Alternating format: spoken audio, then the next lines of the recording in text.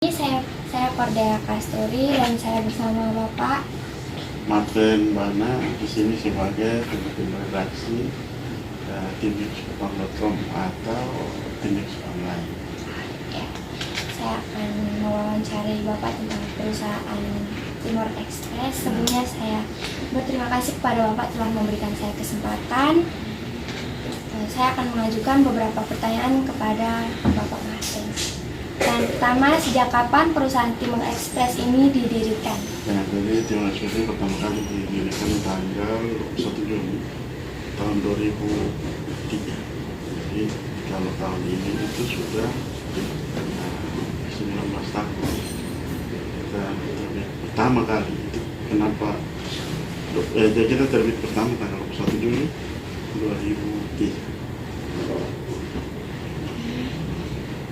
Bagaimana Bapak sampai bisa terpikirkan mendirikan perusahaan ini? Jadi begini, perusahaan ini sebenarnya ide awal itu adalah datang dari manajemen Geopos.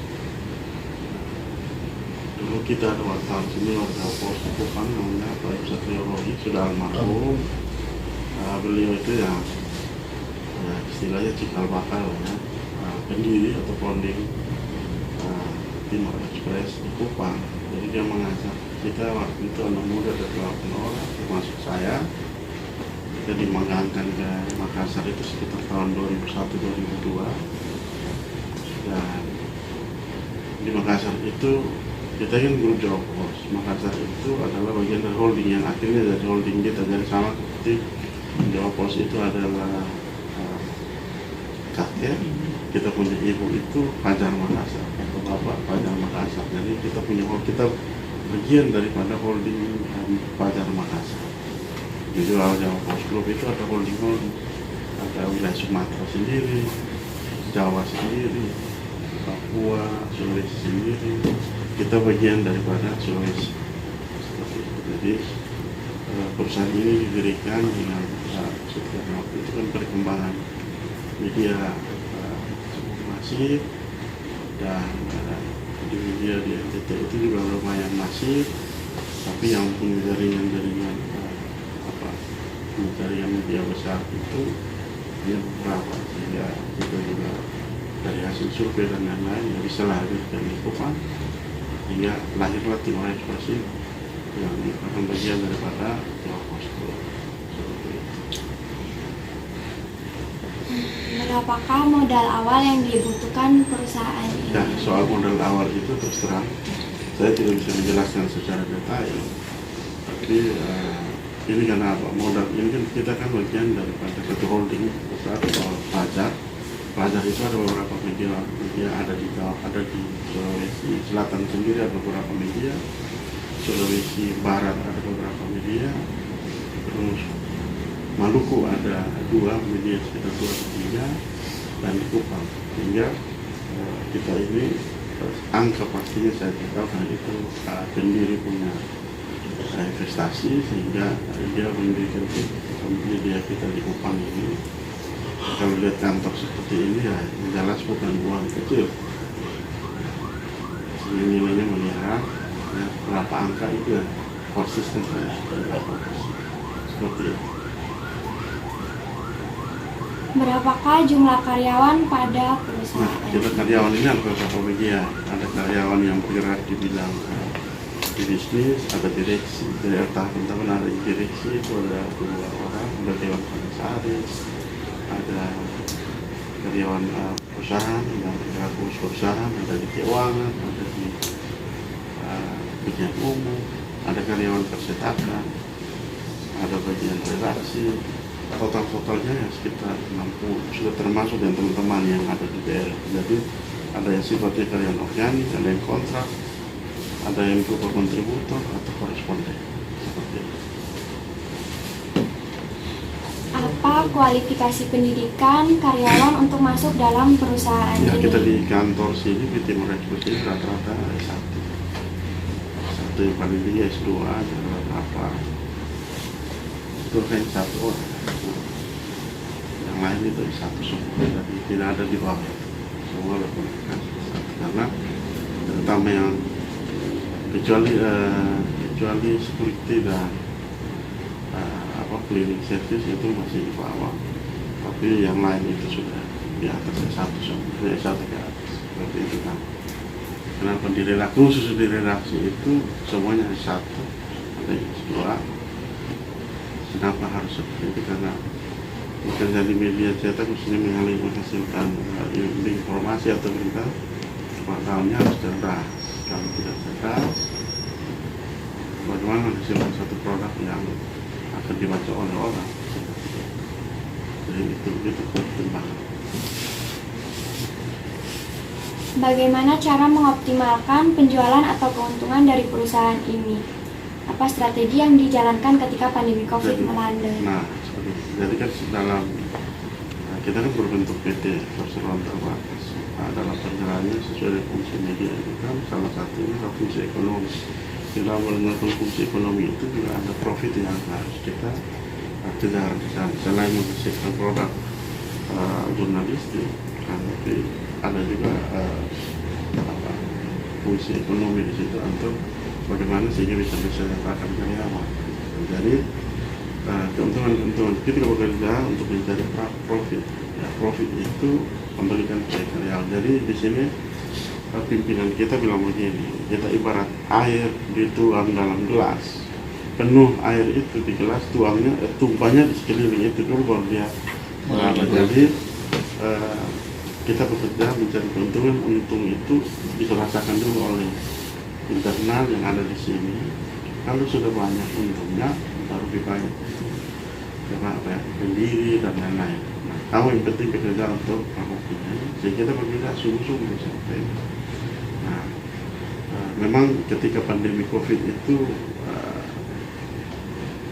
banyak media terganggu, termasuk kita Timor Express. Kan bisa kelihatan misalnya Timor Express yang tadi mencetak 16 halaman atau 24 halaman, turun ke 16 halaman, sekarang turun lagi dari 12, turun lagi ke 8 halaman. Itu semua karena pandemi. Karena efek pandemi sangat luar biasa, ekonomi terganggu, sehingga orang berpikir makan dulu baru beli koran, kan begitu. Makan dulu baru beli koran, ya. Akhirnya penjualan juga menurun.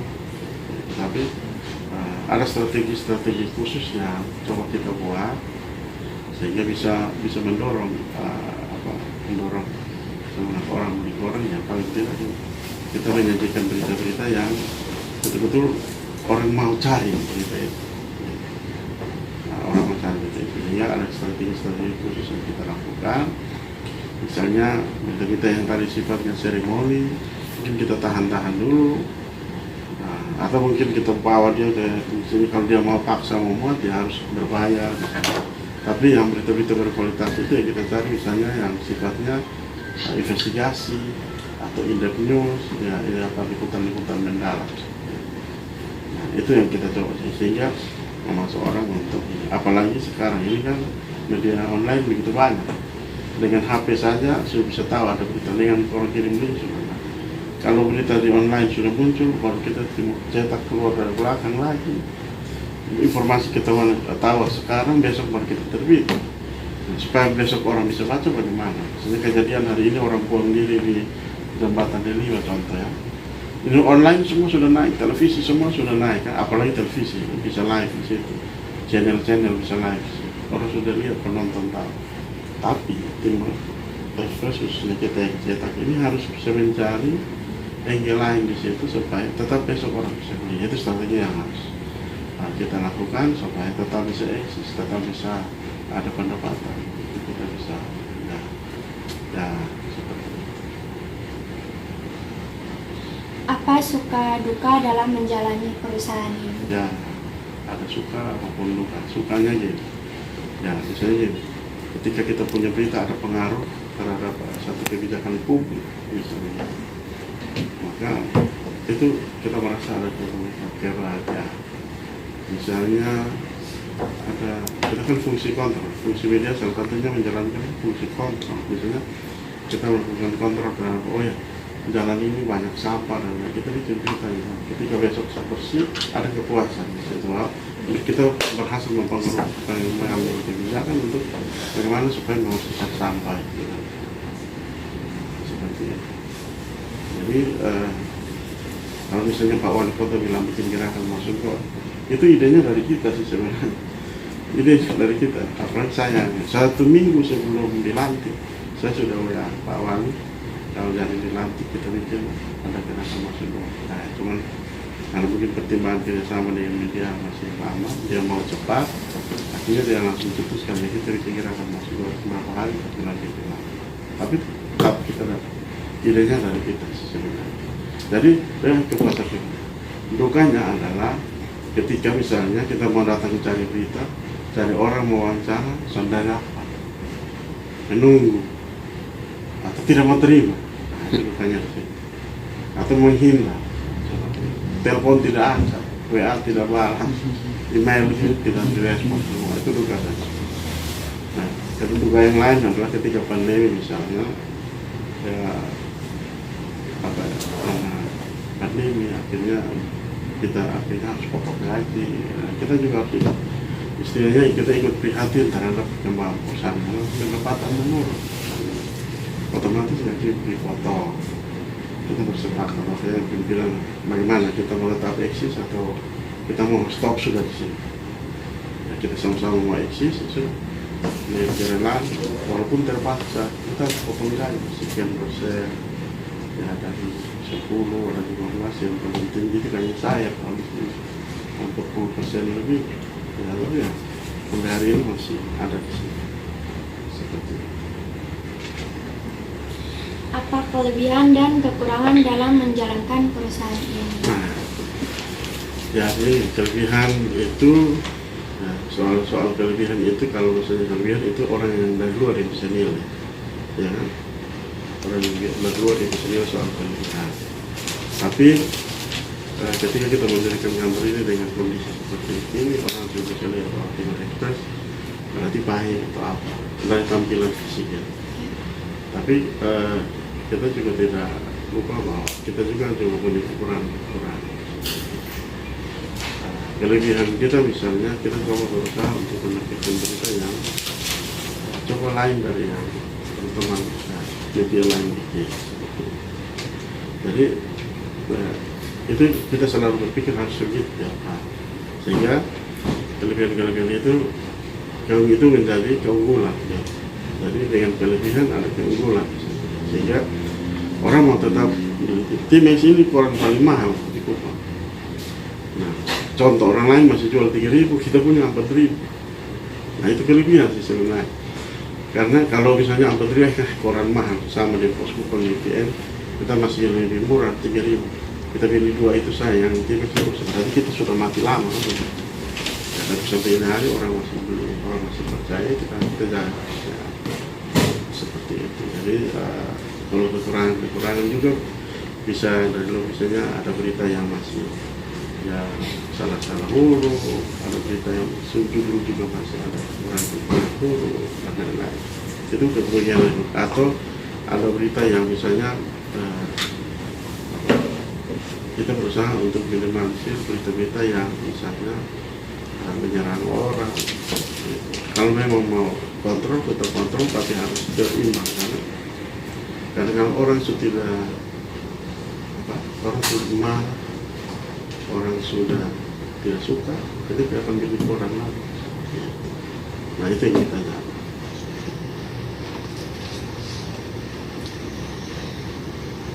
Bagaimana proses distributir barang agar sampai ke tangan distributor? Nah, jadi prosesnya adalah ketika kita kan gini, untuk koran ini kan kita sebar, kalau di wilayah Flores itu kita sebar ke koran PDF-nya, koran yang digital. Tapi di wilayah timur dari Kupang sampai di Atambua itu kita kirim fisik begitu. Nah, koran itu supaya sampai di Atambua masih di bawah jam 12, maka dia harus keluar dari sini sekitar jam 2 subuh. Jadi ketika itu maka kita bekerjanya adalah dari pagi misalnya jam 10 kita rapat pagi, rapat redaksi. Habis rapat redaksi, semua teman-teman di lapangan kan mencari berita. jam 4, jam 5 itu sudah rapat lagi untuk memastikan berapa berita yang didapat, berita apa-apa saja. Nanti berita yang mau masuk halaman 1 mana, berita yang di halaman 2 dan seterusnya mana, halaman metro mana, kan gitu. Sudah itu dikerjakan semua, di layout, ditata letaknya, terus dibawa ke percetakan. Diharapkan itu deadline yang paling terakhir itu kita selalu jam 10, jam 11, sehingga cetaknya 2 jam, jam 1 sudah selesai, jam 2 sudah bisa disebar, sudah bisa didistribusi, baik yang ada di Kota Kupang maupun yang di Kota Kupang rata-rata jam 4 baru datang ambil. Dari jam 5 itu kalau ada yang pelatihan dekat-dekat sini sudah dapat koran semua. Itu proses distribusi itu ada yang datang ambil pakai motor, ada yang pakai kantor pos, ada pakai ekspedisi, macam-macam. Tergantung tujuan. Ada yang pakai pesawat terbang, pesawat atau pakai kapal laut. Ada yang tunggu sebenarnya. Kalau arah Bolok, Bolok itu biasa. Bolok yang daerah Bandung kirim-kirim lewat. Ada bagian Manula itu yang datang baru dia besar. Dia Rasiana sampai di Wasau ada. Oh jadi kalau kirim di daerah yang Langgar Laut jauh di Flores sana itu Kalau di sudah Flores, cetak langsung. Kalau di Kirim. Flores kita kirim PDF. Oh oke deh gitu. Ya, Siap. kita kirim koran digital, Gitu. Oh, jadi saya perlu kirim soal fisik. Sip. Fisik itu hanya kirim untuk bukti-bukti iklan atau kerjasama. Siap. Ya, misalnya dengan pemerintah daerah dan apa lagi? Berapakah jumlah koran yang dicetak dalam Nah, Oplah. oplah itu disebut dengan oplah. Nah, oplah ini rata-rata di sini dulu 12 karena kirim sampai di Flores, tapi karena pandemi dia turun setengahnya, hampir susah. Jadi ya dengan jualannya hanya untuk wilayah Kupang dan Timur saja, sementara di wilayah Flores ya kita kurangi dengan Sumba, kita tidak kirim ke orang lain, tapi ke Humas dan lain-lain itu kirim hanya untuk bukti terbit karena ada kerjasama bersama dengan pemerintah daerah.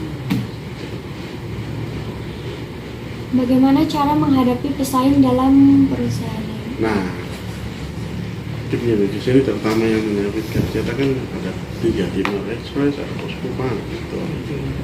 Masing-masing dengan dia keunggulan, kelebihan masing-masing. Ya, supaya kita bisa eksis, bisa ini ya, kita evaluasi tiap hari, 3 koran. Ini kita punya, ini Pos Kupang, gitu. Kita evaluasi, ini kita dapat, ini Pos Kupang dapat, ini Pos Kupang, atau Pos dapat. Atau kita Pos Kupang dapat ini, kita dapat ini kok Timis tidak dapat, kenapa? Kenapa kita tidak dapat? Pertama kita kemana-mana, kita harus kita evaluasi. Kalau kita dapat 2 ini tidak dapat, tidak apa-apa, karena itu kita punya keunggulan. Tapi kalau 2 ini dapat, kita tidak dapat, nah itu yang kita harus dalam tanda petik mengadili. Yang bagian itu, yang bidang itu atau yang istilahnya punya desnya, itu dia di mana? Wartawan kenapa tidak tahu informasi ini? Ada informasi besar, semua orang tahu, tapi kita tidak tahu di mana, tidak tahu. Nah itu kita evaluasi. Bisa kalau misalnya kelalaiannya berat, kita ada sanksi. Kalau berulang-ulang dan lain-lain, kita ada sanksi. Sehingga sanksi itu dengan tujuan adalah supaya dia fokus. Nah, dan kita juga punya standar operasional prosedur atau prosedur operasional standar yang kita bikin untuk misalnya teman-teman wartawan, kita bikin tidak boleh ada media lain di luar selain kalau ketahuan kita pantau ini ada media begini, mau memilih kita tidak boleh, karena itu dia punya musim dewasa itu dengan itu menopang itu kita tidak boleh lagi, kita suruh dia memilih. Jadi seperti itu saya. Apa harapan masa depan perusahaan ini agar tetap berjalan? Nah, kita memang ada tekad kita lah, sebenarnya kita ingin hidup 1000 tahun lagi, misalnya 1000 tahun lagi kan kantor ini mungkin masih ada atau real atau bagaimana, tapi itu sebenarnya itu mimpi sebenarnya. Karena artinya kita ingin eksis terus. Nah, ingin eksis terus itu supaya bisa eksis terus, maka setiap saat kita evaluasi. Namanya kita menghasilkan produk kan ya, produk ini atau misalnya media, bekerja di media atau terutama bisnis media cetak, dan kita menjalankan yang namanya bisnis trust, bisnis kepercayaan. Kapan orang sudah tidak percaya, dia sudah tidak mau beli lagi koran, atau dia mau keluar dia bilang itu saya beli koran ini Timex terutama. Nah karena itu kita berusaha untuk tetap ada di hati pembaca, tetap dipercaya pembaca sehingga pembaca bisa beli. Strategi itu yang kita pupuk supaya bisa tetap eksis. Nah, misalnya ada lagi misalnya gini.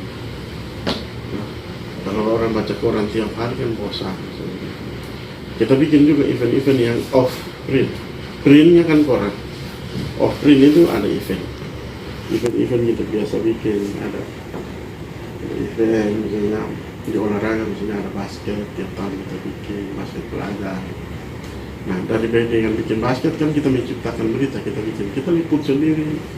Nah, dari kita ciptakan, atau pemilihan putri Indonesia misalnya, tingkat pusat tinggal kita bikin, kita tulis beritanya, kita profil orang-orang. Hal-hal yang membedakan itu yang orang suka, ya kan? Sehingga orang tetap bisa tetap percaya kita bikin tim saja ada kita. Atau misalnya kita bikin Kartini Award, menghargai perempuan-perempuan berprestasi seperti itu. Atau mungkin kita pilih eksekutif muda seperti itu kita lakukan. Jadi banyak kegiatan offline yang kita sudah lakukan dulu. Kita pernah bikin expo di perbatasan. Jadi hasil pendidikan, hasil produk UKM dan lain-lain kita kita pamerkan lewat kegiatan pamer. Nah itu biasa kita buat itu setiap jelang ulang tahun, setiap tahun. Atau ada momen-momen tertentu, misalnya kita bikin donasi buku untuk kita lihat kalau di dalam berita. Jadi kita lihat evaluasi berita misalnya di sekolah ini kurang buku. Nah kita bikin donasi buku, kita kirim ke sekolah. Jadi orang yang datang menyumbang buku itu artinya orang yang baca Timex, dia tahu sih. Atau orang dapat informasi dari Timex. Oh ya, saya ada buku lebih atau buku yang sudah tidak dibaca, daripada buang kirim ke sekolah, itu buku penting. Seperti itu. Jadi itu hal-hal begitu yang kita evaluasi untuk kita bikin program. Nah ini satu minggu depan kita sudah rapat akhir tahun untuk rapat program kerja 2023. Jadi kemarin Pak Dirut sudah tegaskan program apa yang kamu mau bikin harus yang optimis, bukan yang pesimis. Harus yakinkan direksi bahwa program itu bisa jalan dan menghasilkan profit. Jadi itu deh. Sekian dari pertanyaan saya mengucapkan terima kasih kepada Bapak Martin. Terima kasih. Meluangkan waktu. Mau datang belajar, mudah-mudahan jawaban-jawaban itu bisa mendukung tugas-tugas adik berdua. Mudah-mudahan bisa cepat selesai kuliah. Ya, Allah telah memberkati. Kita selamat dulu.